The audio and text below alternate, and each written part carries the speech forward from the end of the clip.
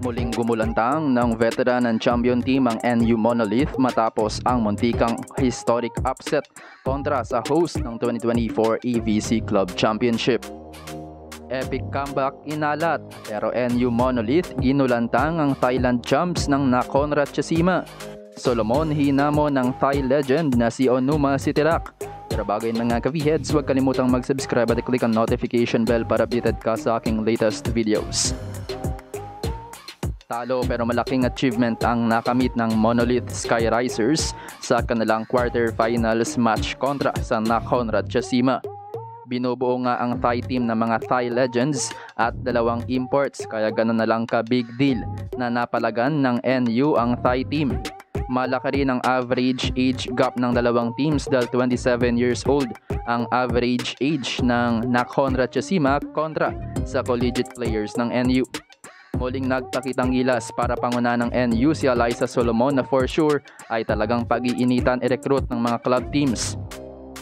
Gumawa muli siya ng more than 20 points output.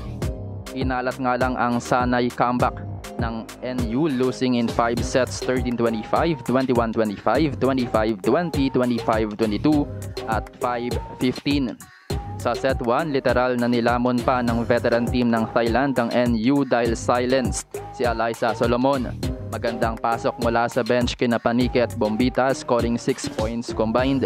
Pero tuhat to handle ang imports na sina Mark Kenzie at Filipich scoring 8 and 5 points respectively. 25-13 ang talaan sa set 1. Habang sa second set wala pa ring explosive performance para sa NU maliban na lang sa consistent performance ni Bella Belen.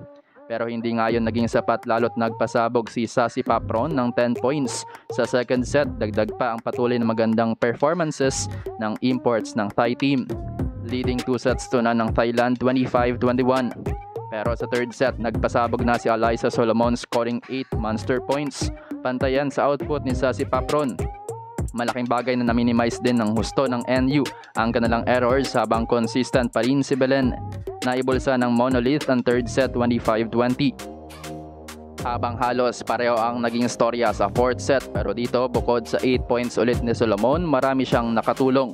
Gumawa ng tiga-4 na puntos sina Belen, Alinsug at Pangilinan na na-activate na rin ng kanyang blockings.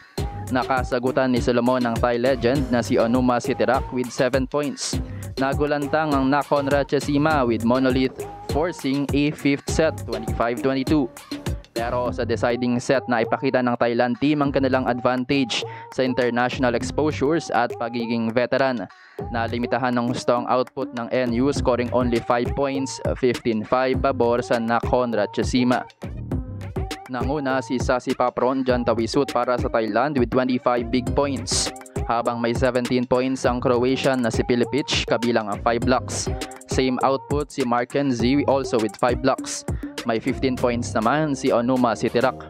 While for NU may 22 points si Alyssa Solomon, 17 points si Bella Belen, 10 points si Evangeline Sug at 9 points si Erin Pangilinan kabilang ang 4 blocks. Abante Nakhon Ratchasima sa team stats, 69-58 sa attacks at 16-11 sa blocks. Tabla sa dalawang aces habang may 20 errors ang NU kumpara sa 18 ng Nakhon Ratchasima. Mag-advance sa semifinals ang Nakhon Ratchasima facing NEC Red Rockets habang malalaglag sa classification round ang NU Monolith. Makakaharap ng NU Monolith ang Kwai-Ching ng Hong Kong ngayong September 27, Friday 11 AM. Kung papalari ng panalo ng NU Monolith sa Kwai-Ching ang magdadala sa kanila sa 5th place match.